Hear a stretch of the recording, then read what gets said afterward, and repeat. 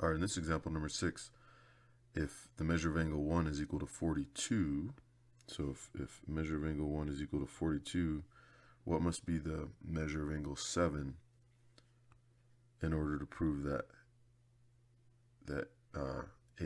line A is parallel to line B? Okay, so 1 and 7 are same side exterior. We don't have a same side exterior theorem, but we could easily use this information to use one of our other theorems, right? So we could say, oh, well, 3 and 1 are supplementary because they're a linear pair. So we could calculate the measure of angle 3 by subtracting 42 from 180. So angle 3 would be 138.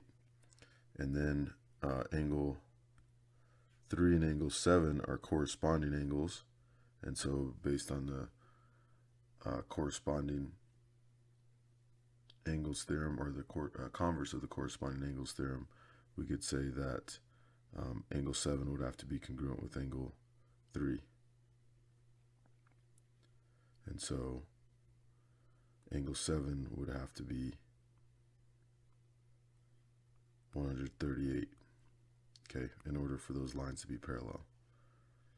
All right, another way we could have gone, and I probably should have done this just to show you the other theorems, but we also could have found angle 2 to be 138, right, using the converse, or excuse me, and then once we knew that angle 2 was 138, then angle 2 and angle 7 are alternate exteriors, so we could use the converse of the alternate exterior angle theorem to say that angle 7 would have to be 138. So there's a lot of different ways that we could go with these. Yeah, we could have also, yeah, I guess those would be the two best possible ways. We could have used angle 3 and angle 6 to find, or with the converse of the alternate interior angles theorem, and then done a vertical pair with 6 and 7. You know, so there's a lot of different ways to justify these, but that was the first one that came to my mind working on this one.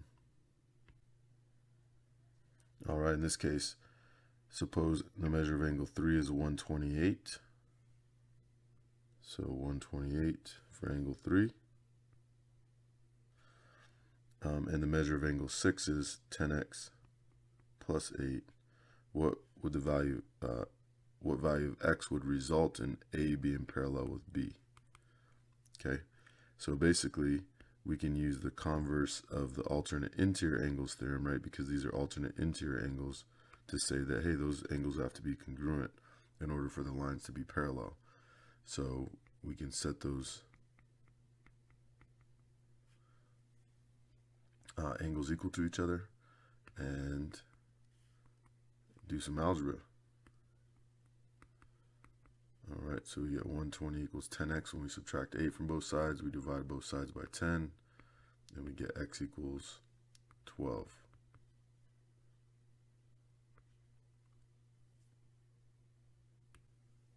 All right, here, number 8, if G is parallel to H, and the measure of angle 2, so G is parallel to H for number 8, right? And the measure of angle 2 is 88, what is the measure of angle 3? All right, so angle 2 is 88, what is the measure of angle 3?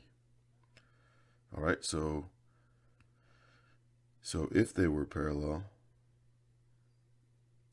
then that would mean that we do alternate interior angles are congruent, so that means this would be 88, right? And then we have a linear pair here, so angle 3 and 88 would be supplementary, so we can do 180 minus 88, and that gives us 92, and so that would be equal to the measure of angle 3. Okay, so that's number 8. Number 9, if V is parallel to W,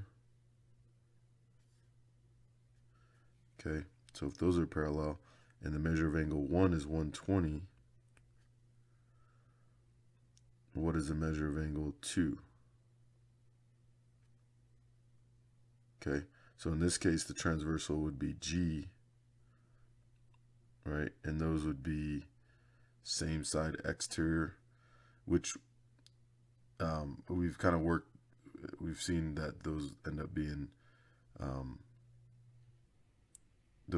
supplementary, but we don't have a alternate x or a same side exterior theorem or converse, and so we're gonna have to take a different route. So I'm gonna find this angle here, and then I'll use the alternate exterior angle theorem. So and remember that in number 9 we're disregarding these values that we had for number 8, right? So I'm finding a new value for number 2. Okay, so first of all, I'm going to subtract 120 from 180, and that will determine this angle, right? And then alternate exterior angles, these are alternate exterior angles, so by the alternate exterior angles theorem, I can say that angle 2, the measure of angle 2 is equal to 60 degrees. All right, number 10, find the measure of angle 1 that makes M parallel to N. So we want to make these two parallel. So we have these values in terms of x, right? We have those two angles in terms of x. I know that corresponding angles, these two angles, if M and N were parallel, then this angle and this angle would be congruent, right? So I could say, okay, well, this would have to equal 5x plus 12, right? And then these two angles would have to be supplementary, so I can use that to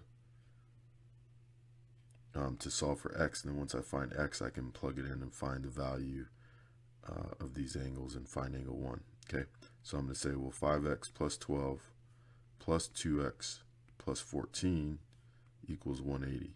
Okay, and once again, I could put parentheses in here. I don't need them because we're not distributing.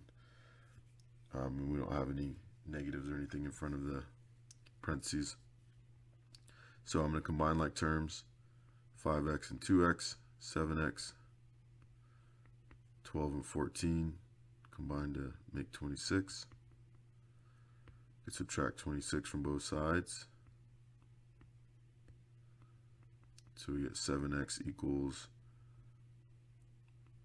154. Divide both sides by 7.